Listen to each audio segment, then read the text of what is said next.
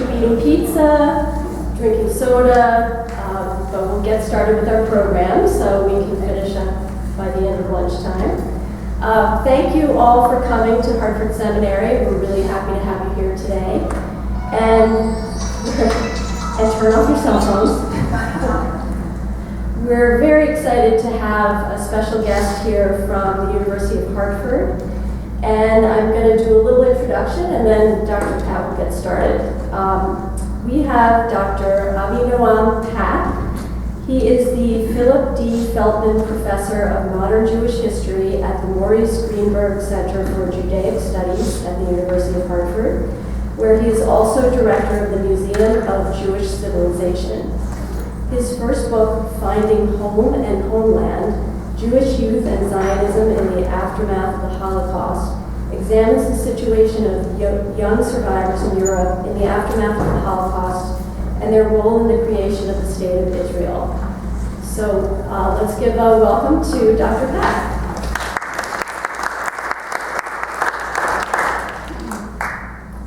Thank you for that introduction. Thanks for having me here. It's a pleasure to be here. So as Susan mentioned, my work in particular focuses on survivors in the aftermath of the Holocaust. That's what I have written about and published in particular about. And actually, Tony has a copy of the book, which I brought for show and tell purposes. Sure, you can pass it around as long as people don't get pizza. But for today's purposes, when I was invited to do this talk, I thought it would be interesting to do something a little bit more general and something that would be of interest, in particular in a seminary setting, which would be something that deals more specifically with theology and Jewish religious responses to the Holocaust. And so what I'll plan to do today is, in about 20 or 30 minutes, cover the range of every single possible theological response to the Holocaust, both during and after the war. There's about 60 slides here. I'm not sure I'll get through every single one, but hopefully in the time that we have before you finish that third slice of pizza, we'll manage to cover some of the main responses during and after the war, and then we'll have a chance for some discussion. So, in addition to writing about survivors in the aftermath of the war, one of the areas that I focused on, and before I came to the University of Hartford, I worked as a historian at the Holocaust Museum in Washington for several years, and I was involved in a project that was called Jewish Responses to Persecution. And we're trying to create a more comprehensive understanding of the diverse nature of Jewish responses to persecution during the war.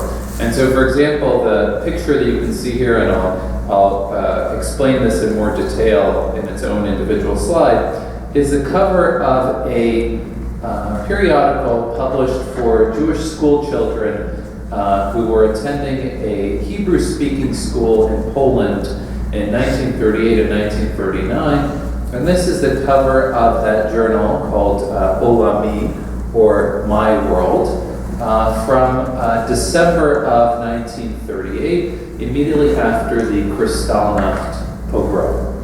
And for the school children, this was an attempt to try to explain what had just happened in Germany.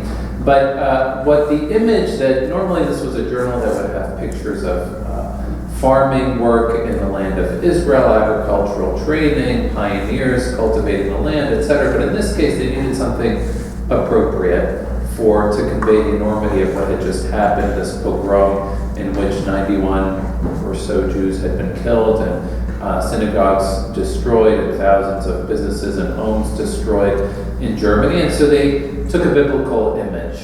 And the biblical image that they adopted, anybody know what this is, just by guessing what that might be? It's a little hard to tell, but it's the prophet Ezekiel standing over the valley of the bones, but in this case it's sort of a mourning over the destruction that has just happened. And it's interesting, and I'll go into this in a little bit, but what this also conveys is that for Jews confronting the destruction before the war began, before the Holocaust began, and then during the war and in its aftermath, there was a vast well of source material and religious material which they could bring to bear and to confront with this catastrophe. And I think that's important for us to bear in mind when we try to understand the Holocaust from the perspective of theology, both in terms of how it might have affected the nature of the Jewish relationship with God, and this is both an individual relationship and a collective relationship, and then also the way in which it affected the relationship with Jewish tradition, with Jewish culture, with Jewish history, etc. And so my plan for today is to evaluate the nature of the Jewish relationship with God and with Judaism during and after the Holocaust in the next 18 minutes. And we'll probably manage to focus a little bit on some responses during the war, and then I'd like to spend a little bit of time looking at post-war theological responses. So the first dilemma that confronts the believer when confronted with the Holocaust in terms of theology is an attempt to understand the nature of evil as it is manifested in the Holocaust. And this comes through in the form of a paradox. Because if one believes in an all-powerful and all-knowing God, how then does one explain the suffering of the Holocaust or the manifestation of evil in the form of Hitler and the Nazis? Is this something that is an act of God? Is this something that God allowed to happen? Is this a historical event that has bearing on a theological level, or are the two completely separate? Right? How do we understand these things? Is this a manifestation of man's free will? Is this, by extension, some way a product of God's actions? Right? These are all dilemmas which individuals are forced to confront when dealing with this catastrophe. Let's see if this works. So, in case we don't get into everything, I'll just give you a summary of the theological responses. This comes from Stephen Katz, who is has written extensively on theology and the Holocaust, and he has provided this neat summary of the theological responses. So first we have the notion that the Holocaust is, like all other tragedies, it merely raises again the question of theodicy and the problem of evil, but it does not significantly alter the problem or contribute anything new to it. That is, that the problem of evil has always existed, it will always continue to exist, and it is another manifestation of this. But it doesn't significantly change the nature of humanity's relationship to God, if that makes sense, right? It is part of this same conversation which has been ongoing throughout time. And this is important for us because we're going to see other theologians who say, no, what we see when we deal with the Holocaust is a radical break, either in the covenant with God or in a break that constitutes a new epoch or new era in history, or something that forces us to address the human relationship with God in a completely different way. So the first suggestion is no, right?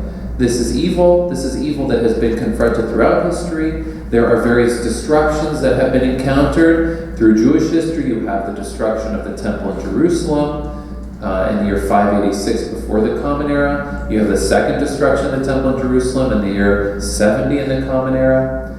This is another catastrophic event in a series of events that have happened throughout history.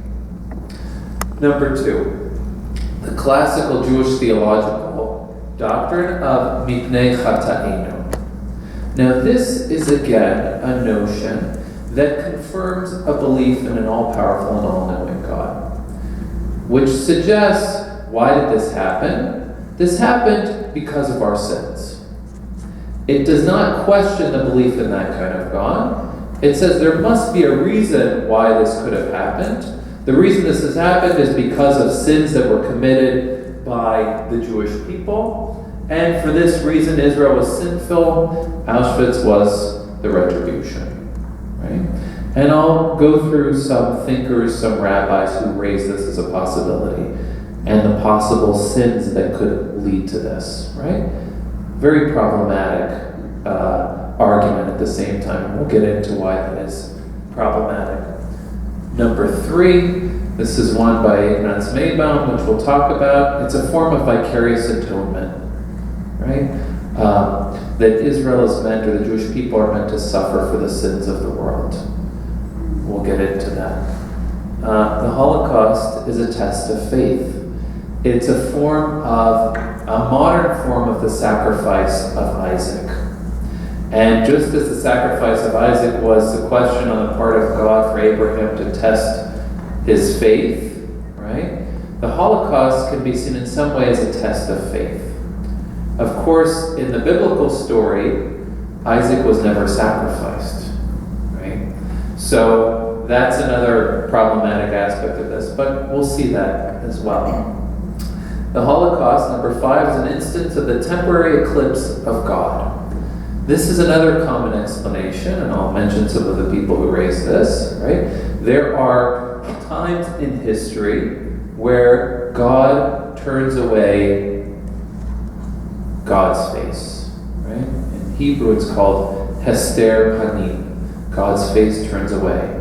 God, the way I explain it to my students, God goes on vacation, right? God's gone fishing. God's not working. Things happen. God doesn't become involved in those things, right? But that doesn't mean that God has ceased to exist or God doesn't care anymore. And there are certain things that people can do to turn God away. In some ways it's comparable to that mipnei chata'inu, because of our sins argument. In some ways it's different. And then we get into those theories that are more radical and are more sort of late 20th century post-Holocaust innovations. Richard Rubinstein in particular, who I'll talk about, makes the argument that God is dead, or he did make this argument, and that the Holocaust is proof of that. If there were a God, he would surely have prevented Auschwitz. If he did not, then he does not exist. Right? Another radical theory.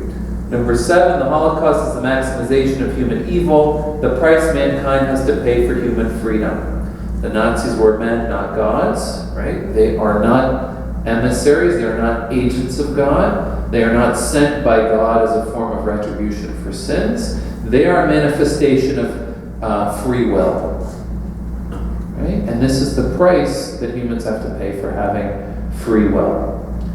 The Holocaust is revelation. Number 8, it issues a call for Jewish affirmation. From Auschwitz comes the command, Jews must survive. And I'll get to this. This is a very interesting point raised by a German Jewish theologian by the name of Emil Fackenheim. Right? The 614th commandment, thou shalt not grant Hitler posthumous victories. Which means this happened. Auschwitz happened for a reason. The reason is that the Jewish people must continue to exist. At the same time, it raises the question of, do Jews make the Holocaust the basis of future Jewish life? Which is the extension of that theory. And then finally, and this is in a way a continuation of this notion that God is all-powerful and all-knowing, but God is mysterious. And we cannot hope to understand the ways of God. And there is no way to explain this. It functions on a different plane, beyond human reason, beyond human knowledge, transcends human understanding, demands faith and silence. So, in case we don't get to everything, that's the overview of the main approaches to all of this. So I will skip ahead, and hopefully we'll get to some of these details as we go through. But one thing that I think we have to bear in mind as we approach this subject is that the Nazi assault on the Jews was not just an assault on the Jewish people. It was also an assault on Judaism and on the symbols of Judaism. It was an attempt not only to destroy the people, but to destroy the religion, to destroy the civilization, to destroy the way of life. And so what we will see in responses that we see during the war and in its aftermath are also distinctions between continuing faith in God and the response that demands continuing the Jewish way of life, continuing the Jewish civilization, continuing Jewish peoplehood, continuing Jewish existence, as perhaps a type of spiritual resistance that doesn't necessarily demand continued faith in God. Right? So one could continue to be Jewish as a way of responding to Nazism and the Holocaust without necessarily continuing to believe in God. And this would still be a response to persecution, a response to the Nazi assault on the Jews and the Jewish people. These are slides from photographs from Kristallnacht, representations of the destruction not only of the beginnings of these pogroms that attacked Jews and Judaism, but also of the symbols of Jewish life and Jewish existence. Now, I mentioned this image before, so what's interesting about this is the response to Kristallnacht even before the war, is we see in this journal an attempt to explain to children how this could be happening, right? And we have on the cover the picture of the prophet Ezekiel, and then we have in here an explanation of the destruction of the Jews in Germany. And the thing that stands out to me about this is that the title of this article, which explains it for the children, says Churban HaYehudim BeGermania. And they use the term Churban, which means destruction, but they use it very consciously because it relates this notion of the destruction that's happening in Germany to previous destructions in Jewish history. Churban. Which means that this is not a manifestation of something new. This is something that has reared its head previously in history and will continue to do so. Which raises again that question of this is not a radical break with history, but this is something that is a continuation, and just as belief, or in this case Jewish practice, has been what has demanded in the past, this is what is demanded in the future. Another journal that came out from the same time, which was an ultra-Orthodox publication in Poland, this is just representative, also explained this in a similar way, saying that what could be seen in the attacks on the Jews in Kristallnacht in Germany was a manifestation of Amalek. Now, Amalek is a biblical reference that refers to that tribe or that king that attacked the Jewish people as they had just experienced the exodus from Egypt, were in the desert, and there was this tribe of people that attacked the Jewish people, picking off in particular the weak, the infirm, the children, the elderly. And there is a biblical commandment to remember Amalek. Do not forget. And in fact, this weekend is the Jewish holiday of Purim on Sunday, in which another attempted destruction by Haman in Persia, averted by Esther, Queen Esther, and Mordecai, is also a manifestation of this notion of remembering Amalek.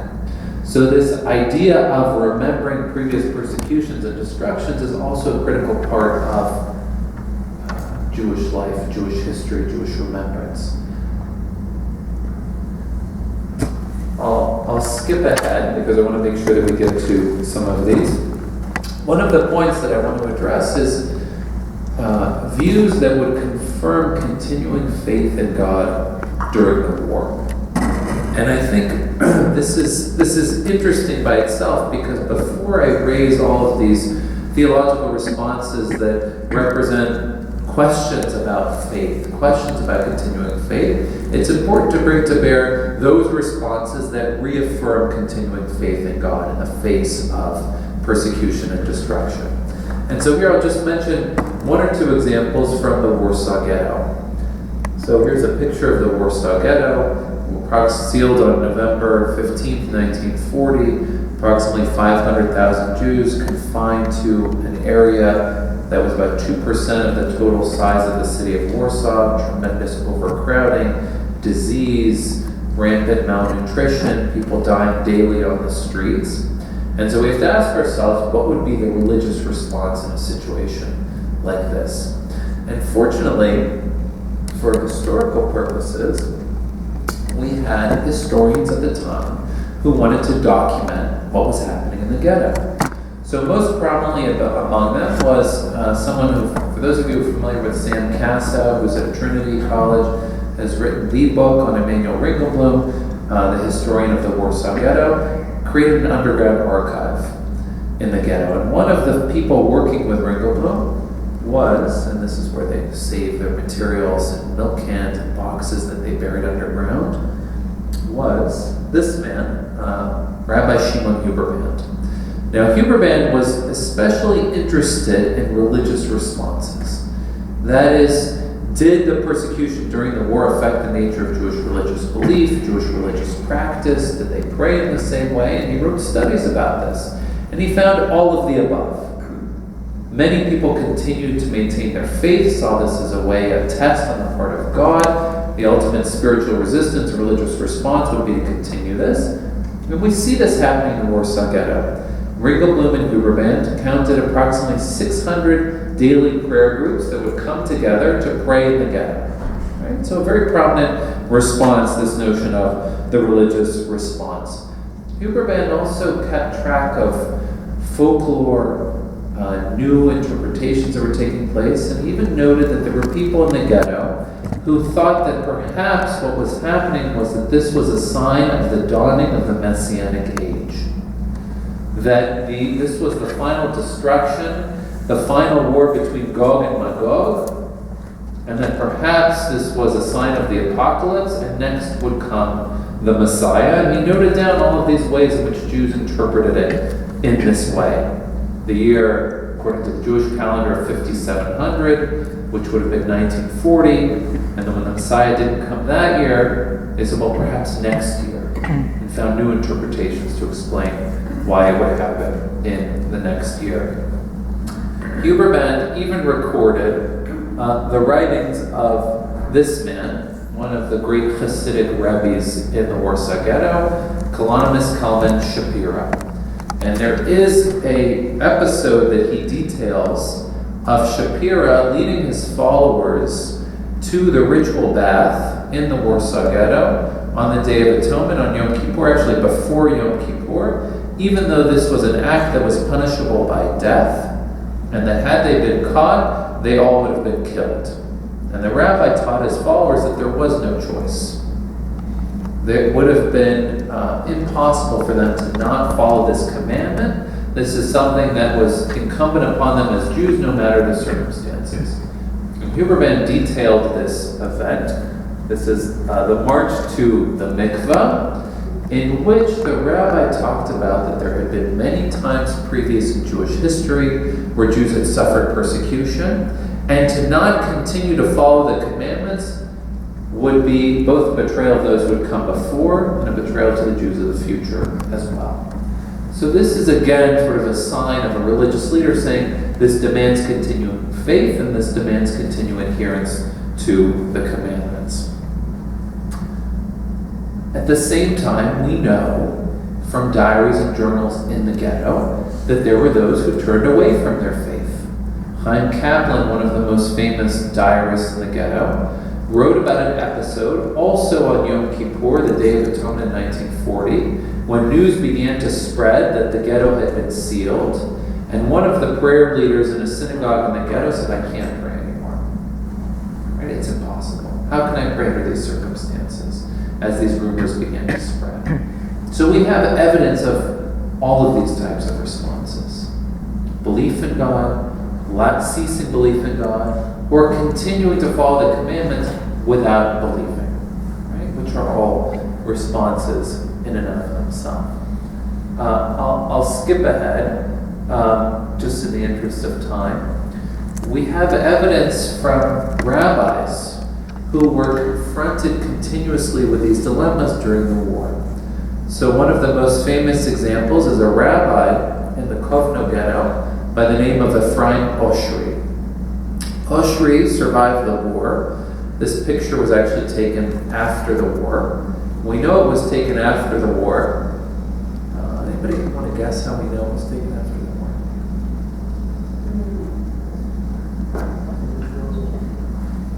He has a beard. And he was forced to shave his beard during the war as a form of persecution. Jewish men would not be allowed to keep their beards. It's a sign of faith. And so after the war, one of the first things that he does is regrow his beard. So this is a post-war picture, but he puts the armband back on, and he's photographed in this ghetto in Lithuania. And Jews came to him repeatedly throughout the war with questions of religious practice. And he, after the war, recorded all of these questions in a volume of responsa literature. These are questions and answers. And he called it Mimamakim, out of the depths. And there's a whole range of questions that Jews had for him during the war. Questions like, may a person save his own life by causing the death of a fellow Jew? Right? Real moral and ethical dilemmas. If I get a work card that enables me to live, but I take it from somebody else, am I allowed to do that? Right? And Oshry would have to sort of go through his knowledge and try to figure it out without having his books at his disposal. What would the literature say in such a case? I'll skip ahead. Other questions. If a Jew could have a baptismal certificate that would say that he or she was baptized, was not Jewish, was raised in the Christian faith, was this permissible? Could a Jew write the letters RC in his or her passport, again, to try to escape the ghetto? Could a Jew risk his or her own life to observe commandments, mitzvot?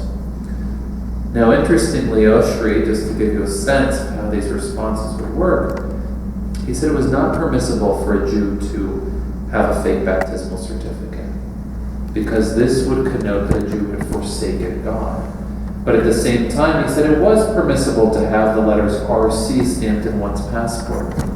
RC, which might stand for Roman Catholic, but could also stand for anything else, just based on the perception of the persecutor. So this is how we would make these distinctions. Now I have to skip ahead in the interest of time. So after the war, we see Jews confronting these dilemmas, and this is something that comes from the period of time that I especially focus on, which is Jewish life in the displaced persons camps in the aftermath of the war. And we can see here, and this is a poster that comes from one of the historical commissions, where Jews call upon themselves to remember. Zachor, again, this notion of remembrance. Remember what Amalek has done it to you. But it becomes almost a holy work, a form of a religious commandment. That is, in order to not forget, Jews are commanded to document what has happened. And it's framed within the context, you can see that in the sands of time, other historical persecutions against the Jews. So in the top right corner, we have the destruction of the temple in Jerusalem. Bottom right corner, we have the expulsion from Spain. It says Gerush Sfarad in Hebrew. To the left, the persecutions of the Khmelnytsky pogroms in the middle of the 17th century, about 100,000 Jews massacred in the Ukraine at that time. Top left, the exodus from Egypt. Okay, so a little bit about theology. If we go over the range of the post-war theological responses, we first of all have this notion, advanced by Viktor Frankl, that it's not necessarily the case that the Holocaust and that persecution would lead to a diminishing of one's faith. On the contrary, Frankl argues, and he puts it very nicely here, the truth is that among those who actually went through the experience of Auschwitz, the number whose religious life was deepened, in spite, not to say because of this experience, far exceeds the number who gave up their belief. Right? And he equates this to a flame that is existing. The flame can grow stronger, the flame can be extinguished. So he wants us to believe, to know that it's not necessarily the case that this flame would be extinguished. On the contrary, this persecution could in many cases lead to the growth of that flame of belief. At the same time, we have thinkers during the war and after the war who try to explain this why. Why could this happen? As a response to some sort of sinfulness on the part of the Jewish people. And so we have, for example, most famously, Joel Teitelbaum, for example, who was the leader of the Satmar Hasidim, the Satmar Hasidic sect, who says, why did the Holocaust happen? The Holocaust happened because of the sins of the Jewish people. What sins could be great enough to lead this to happen? Sins of assimilation, right? Jews mixing among the nations and forgetting their Jewishness. The sin of Zionism, which for him shouldn't happen until the Messiah came. And so the act of Jews going to settle the land of Israel before the coming of the Messiah could provoke this type of God's wrath, right? And then forgetting to study the Torah, these sorts of things. And this was a prominent explanation among some Hasidic sects and some ultra-Orthodox thinkers. Let's skip ahead. And this had biblical roots, right? This was an explanation that was also given by Jeremiah. Why was the temple destroyed? Because of the sins of the Jewish people. This does pose a dilemma, though, right? Which is, if that is the case, that the Holocaust happens because of the sins of the Jewish people, does that mean that God sends Hitler and the Nazis as his agents? Which is what is essentially being argued by extension. Is God responsible for building the camps? Is God responsible for sending the Nazis to do this? Right? It's a very problematic argument. There are those also in the ultra-Orthodox spectrum who argue the exact opposite. Not that God sent Hitler and the Nazis as punishment, but that it was a sign of the dawning of the Messianic age. And that conversely, the creation of the state of Israel was the desired outcome of the Holocaust as a theological event that took place. And this was what had to happen for the state of Israel to come into existence. Right? Now, my book, which I'm not talking about today, argues the opposite, essentially, which is that the Holocaust made the creation of the state much more difficult. But that deals with history, not theology. But this was a prominent argument. You can see this today, right? Sort of this notion of there's an obligation to settle in the land of Israel, to protect the land of Israel, because this is God's wishes as a response to the Holocaust. Other non-traditional explanations, which I alluded to before, the death of God, Jews as a sacrificial model, or the 614th commandment. Richard Rubinstein is perhaps most famous for this idea, which has often been misunderstood. But this notion that if, and here I'm quoting him, if I believed in God as the omnipotent author of the historical drama and Israel as his chosen people, I had to accept the conclusion that it was God's will that Hitler committed 6 million Jews to slaughter. I could not possibly believe in such a God, nor could I believe in Israel as the chosen people of God after Auschwitz. Right? So it's again this sort of if-then scenario that we saw with Teitelbaum and others. Right? And he couldn't believe in that type of God. But what he does argue is that if this is the case, Jewish life must live beyond ideology. Right? It must continue on no matter what. And that Judaism and Jewish existence continues despite belief in God, or without belief in God. Right? The two are separable. Fackenheim, who I mentioned before, but I want to mention again, the 614th commandment, right? Which again makes the argument that the Holocaust has significance not only historically but theologically. That is, that it should affect the nature of the Jewish relationship with God, and also commands the Jews or creates a new commandment. 614th, because there are 613 commandments in the Torah, 613 commandments of things that Jews should do and should not do.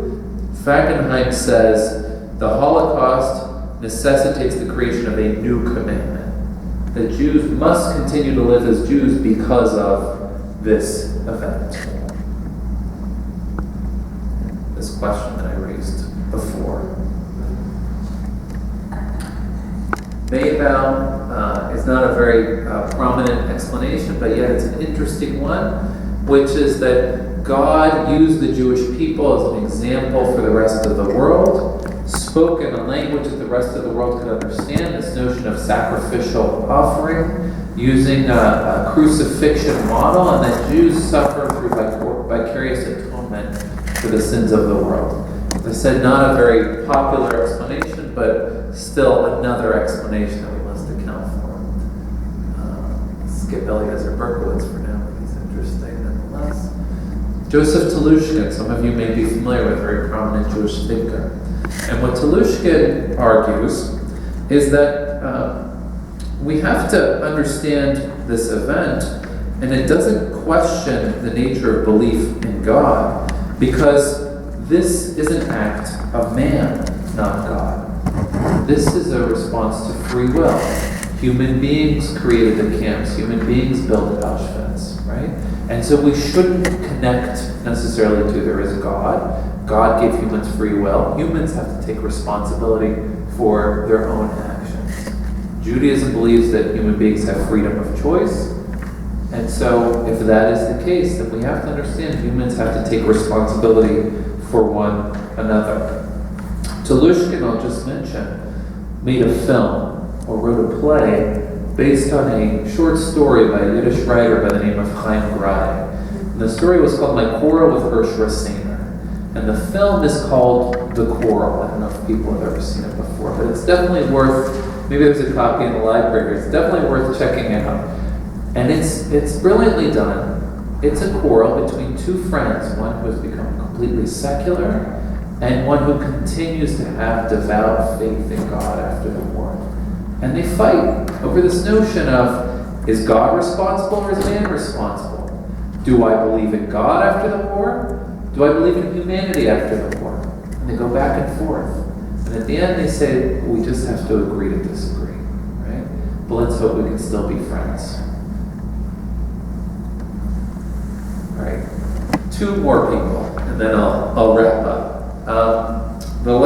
Next to last person is Irving Greenberg. Now, Irving Greenberg raises a very interesting possibility, which is essentially he's a modern Orthodox rabbi who's written extensively about the Holocaust and has an Orthodox understanding of God, but essentially makes the point that in terms of the implications of the Holocaust is the worst possible thing that God could do to the Jewish people.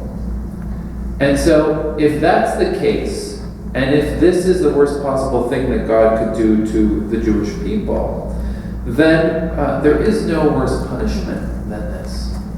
And so, if the worst possible punishment has already come to bear, and since God cannot force the Jewish people to follow Jewish law in the aftermath of this, because the worst has already happened, then the covenant has been broken. The covenant that has existed since the time of Abraham. And if the Holocaust constitutes a breaking of the covenant, he doesn't say that the Jewish people should stop being Jewish or stop believing in God. What he says is that they have to acknowledge that this is what has happened. And now there is no commandment to follow the laws or believe in God because God has broken the covenant. It's completely voluntary. It's their choice. There's no expectation for any aftermath of this that the Jews would believe. Very controversial position, in particular among Orthodox Jewish circles. The last person that I will mention, I have to skip. One of my professors from when I was an undergrad at Emory is David Blumenthal. but I have to skip Blumenthal. But he basically argues that God could be an abusing God, and there's an abusing parent, and God could be like an abusing parent, and this is his explanation, right? Also very troubling notion that God could be abusive. Finally, we have Elie Wiesel. And Elie Wiesel essentially makes the argument, and I'll just point out another film that I think is excellent. Wiesel wrote a play based on something that he witnessed in Auschwitz, which was a trial of God. And there is a film that's been made, a British film called God on Trial, which dramatizes these events where God is put on trial. And Wiesel essentially makes the argument, which you can see here. First of all, this is a quote from Knight, where he has a question of faith. It says, "Where is God?" And the answer is, God is hanging here on the gallows. But Wiesel, in his writings, comes around and essentially makes a new commandment, and that is the commandment to bear witness in the aftermath of the Holocaust. He says the only thing with which one can greet the Holocaust is silence. It cannot be described, it cannot be communicated, it is unexplainable. To me, it is a mystical event. I have the feeling almost of sin when I speak about it. I say certain things not to say other things. I write a page in the absence of the Holocaust, and it is so strong that the absence becomes a presence. What he ends up saying is that ultimately, the real message is that while Jews have to confront this with silence, there is a bit of a paradox here, because he says they have to bear witness and remember and speak about it and write about it, but at the same time, the only proper response is silence, because it cannot really be understood. Right? So that's hard to reconcile. But in the end, Jews, no matter what, have a responsibility to remain human and to spread the message of humanity to the rest of the world. And perhaps that's the best way for us to conclude here. I'm sorry I went on for much longer, but I tried to get it all together. I'd be happy to take questions after. Thank you.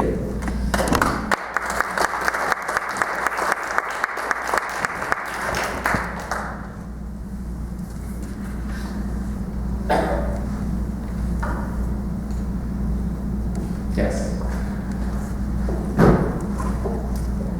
Presenter told us the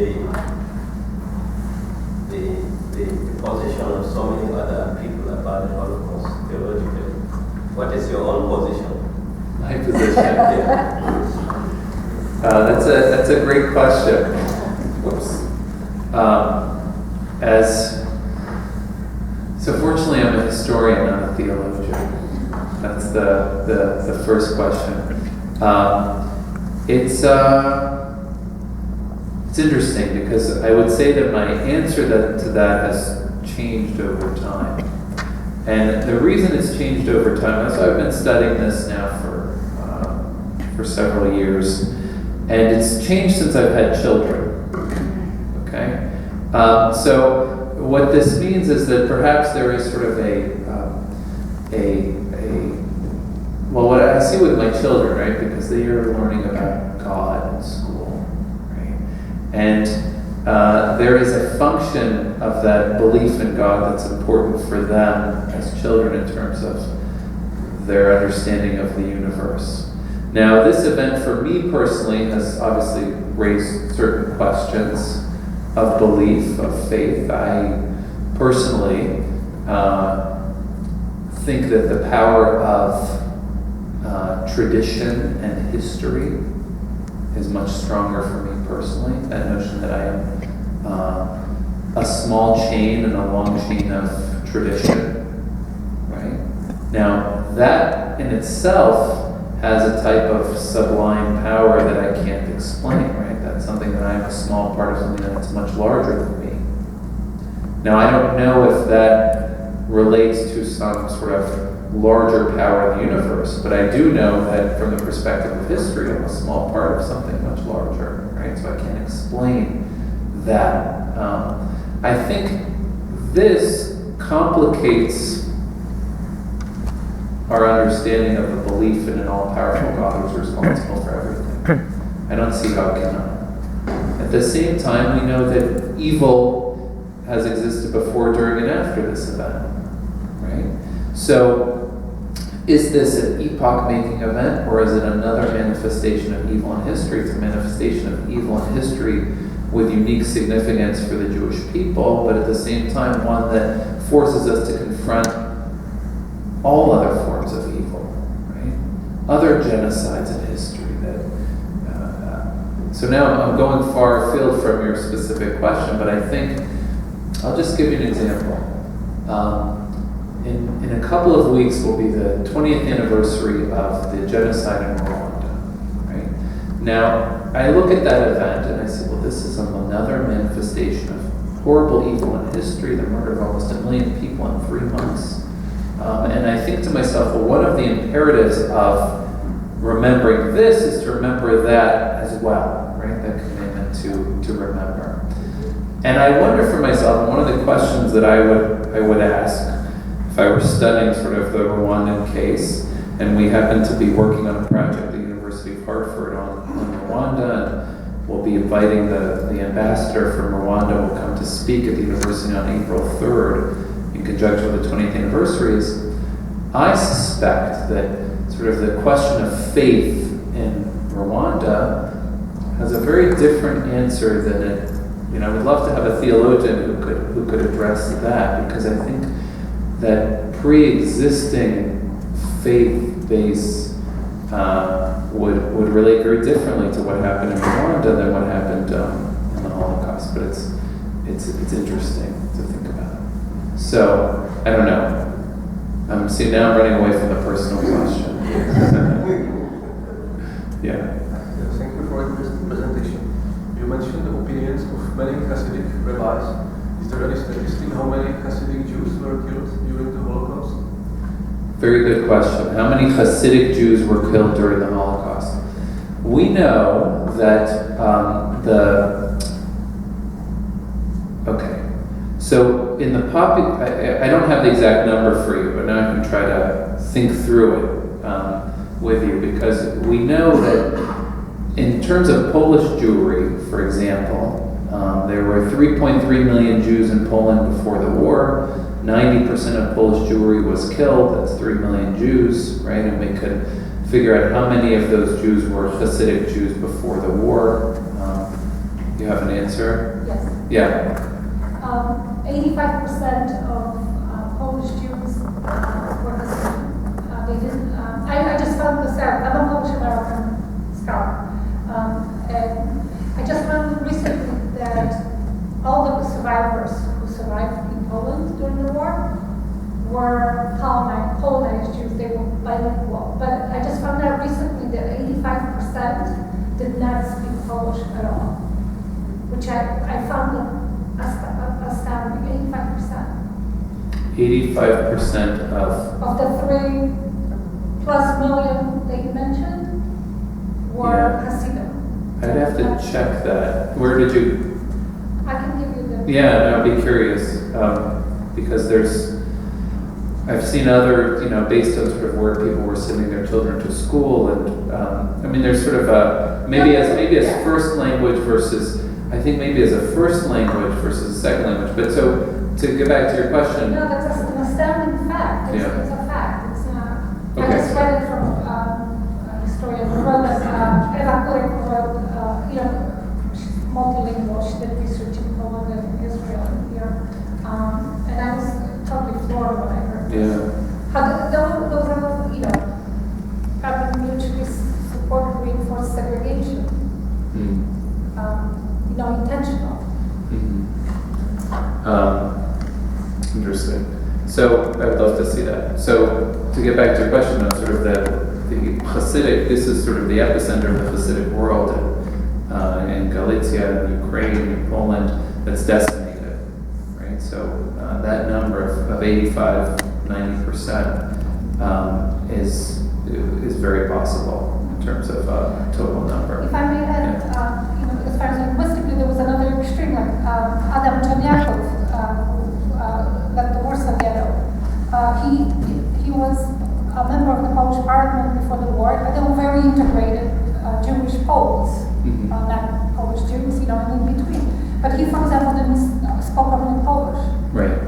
So that's the thing, is that we know that we have Jews from across the political spectrum, right, who are both Hasidic Jews, and then Jews who are Jewish socialists and Zionists, and voting for Polish parties, and there's a wide array of school systems. That I showed you one example just of a Hebrew-speaking school system, but there are Yiddish-speaking school systems, there are Polish-speaking school systems that parents can choose to send their children to. So it's probably also generationally there's a shift that's taking place in terms of language and the direction that Polish Jews are going in. My name is Christine Joyner, and I'm a Unitarian Universalist. And I have a question, because I'm very much a Universalist, about the problems with Christianity and Judaism, with these very powerful words of remembering these events that are persecutory. Crucifixion is certainly there. When it comes to interfaith dialogue, that's where my heart is, in interfaith dialogue. It really is. I've been to the Jewish synagogue in South Windsor for interfaith classes, our Unitarian Universalist meeting house, and other places where we have real dialogues about our religion. And I was wondering, that's a comment. It makes it really difficult for people who hang on to that. And yet, in spiritual worship, it's really, mystical, pneumatic, whatever. But is there any difference in the general thinking between the different, I'll say, sects or denominations of Judaism about the Holocaust and theology? In other words, if you're one kind of Jew, or you're likely to accept one of these and others who are It's a good question, and it's interesting, because one thing that's important to point out is that if we take the American case, right? So if we look at sort of Reform Judaism, Conservative Judaism, Modern Orthodoxy, Ultra-Orthodoxy, Reconstructionist Judaism, what you have is a panoply of possible responses, right? Possible viewpoints. And in the American context, there is no governing religious body that says you must think this way in terms of dogma, which means that the individual has the choice to believe what he or she would like. Now I point that out because what that means is that it's hard to say, well, one denomination believes this, one denomination believes that. Now, I showed you Irving Greenberg, for example. It's Greenberg. From an Orthodox perspective, his viewpoints about breaking of the covenant make him very problematic. But it's not necessarily in terms of belief in God, but that notion of breaking of the covenant, because there is a long history of sort of questioning, of struggling, of arguing with God, right, in Jewish history. Now, the point of remembrance, I think, is an important one also, because it brings up another point. Remembrance is a commandment, right, or this notion of to remember what Amalek did unto thee, do not forget, in particular, but other commandments, this notion of Zachor, which is a prominent commandment after the Holocaust, that does not necessitate belief in God. And the reason that I think that's important to mention is, in the context of sort of Jewish life in America today, there's been a lot of talk, for example, on this most recent research study, the Pew research study, Portrait of Jewish Americans, which presented a portrait of Jewish life in America in the 21st century, and found, not surprisingly, that Jews in America are becoming increasingly secular. That is, that belief in God, as it is in sort of general society, is declining. But at the same time, that does not lead to a decrease in one's pride in being Jewish. Or what I find interesting in this context is in that survey, the same survey, where they found that more and more young Jews define themselves as secular, as not religiously Jewish. When they asked them to say what is essential to being Jewish, and they gave them a list of 9 possible things like keeping a kosher home, or observing the Sabbath, or living according to Jewish law, or having a good sense of humor, all these things. 75% of them, and this was amazing to me, 75% of the respondents said remembering the Holocaust is essential to being Jewish. And this is what I do, right?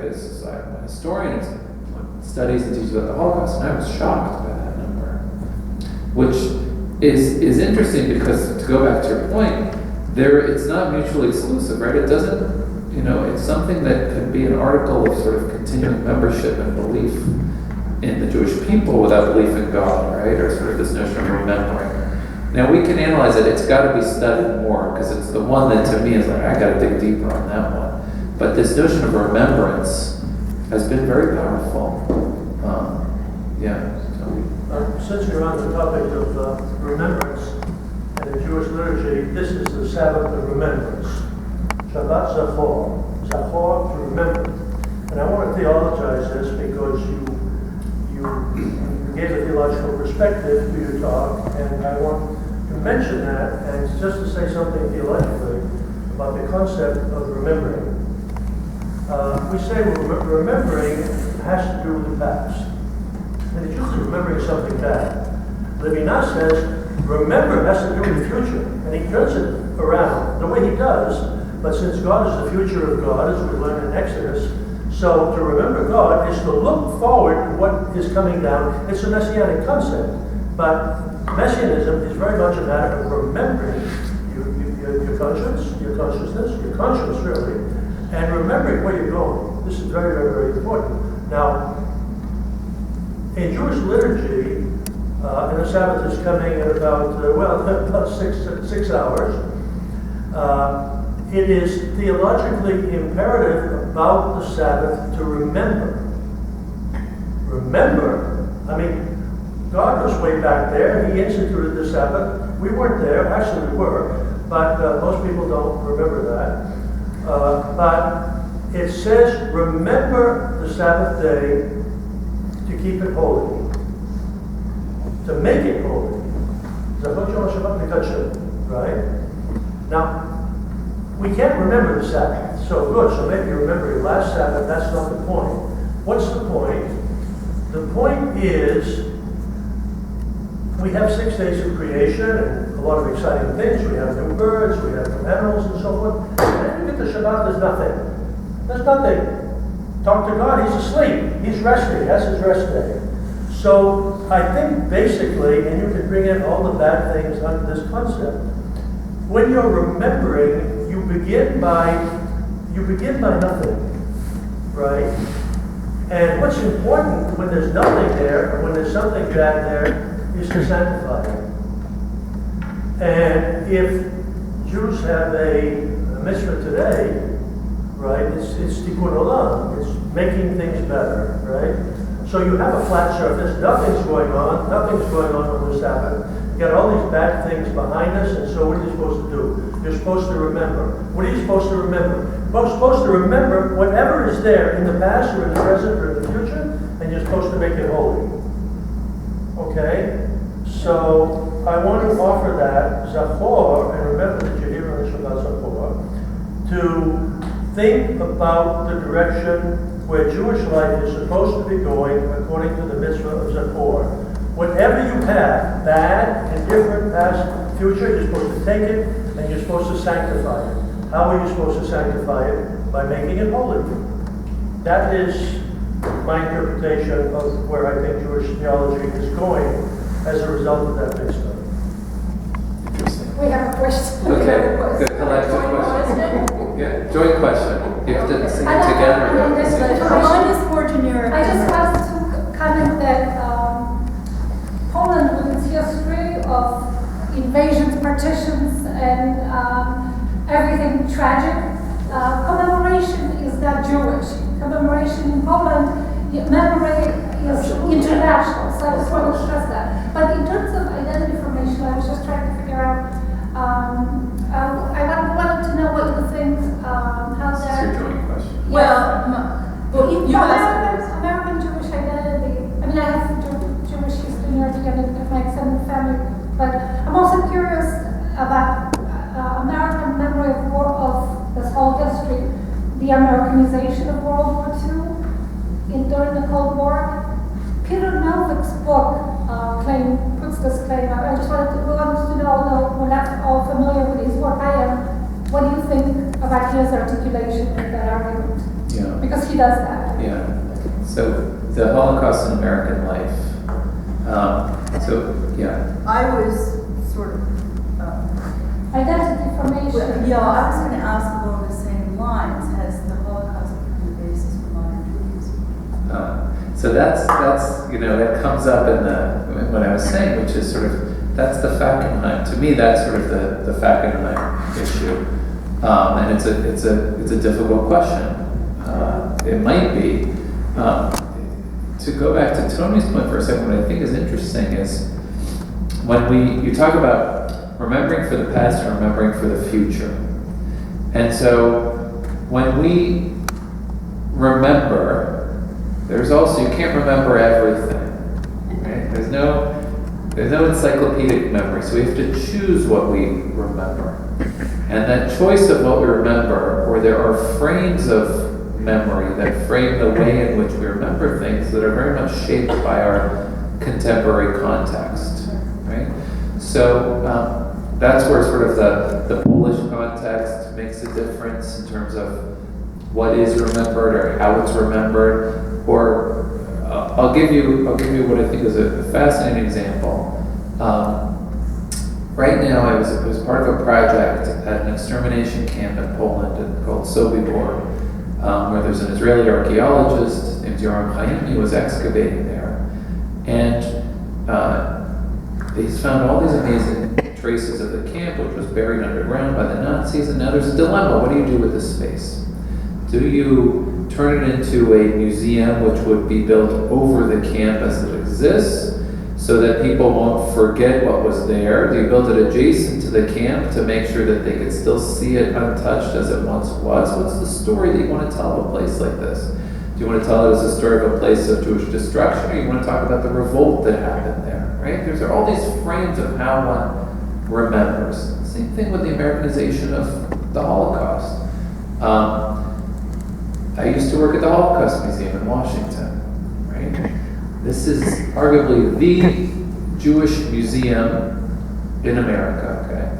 Or it was in 1993 when it was created, because it's on the National Mall, right? It's the Jewish presence on the National Mall.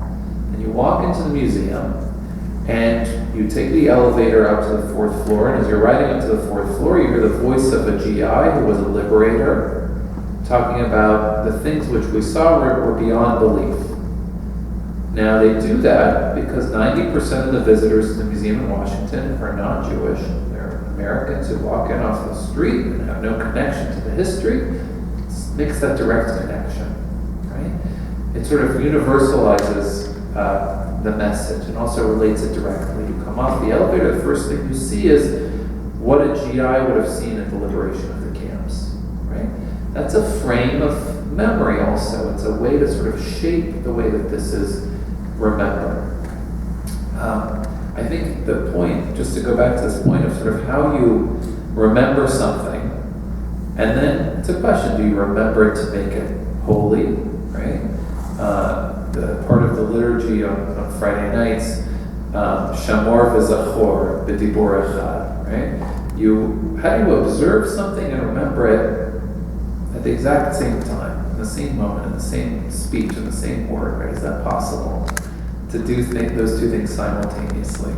But that raises again, sort of, to me, one of the outcomes of this is this notion that remembrance, right, maybe this goes back to your question about belief, what do I believe, right? As a historian or someone who studies this is a way of remembering, commemorating as a way of making it holy, because we have a duty to remember those who died and those who survived, and the ways in which they died, that doesn't necessarily have a relationship on a theological level, but it might for others. Okay? And so my duty is to make that possible, maybe. And I think one more question, okay. Yeah. I believe it was Feltman who said, if I remember correctly, don't give Hitler the posthumous victory. Yeah, that's right. And therefore, even though we cannot believe in the God of our ancestors, we as Jews will continue to practice the rituals of Judaism. Isn't there a paradox there that in fact, if we are compelled to continue to practice those rituals without belief in the underlying inspiring factor, which is God, that we are giving a kind of posthumous victory to Hitler? If we can no longer, for example, choose to be secular Jews or humanist Jews or whatever, but are compelled by the Holocaust to continue practice, then the Holocaust really is dictating who we are, and does, in a way, give a posthumous victory to the forces of death and evil. Can you comment on that? I think that's the ultimate question, right? I mean, do we give this event theological significance or not? Right? Does it function on the plane of history, or does it function on a higher plane? That's one of the. Well, history feed each other. Yeah. You made a separation earlier, but They could. they inform each other. I hear you do it today. Yeah, From sure. time to time. Yeah, no, I do. I mean, because I'm not sure that they relate to one another, right? So I make a divide between the two. I guess the one point that I would add is, even before the war, right, we see a definition of Judaism that begins to transcend this notion of the Jewish relationship with God. Here I'm thinking, for example, of Mordechai Kaplan, who I didn't talk about today. But this notion that Judaism is a civilization, that Judaism is a way of life.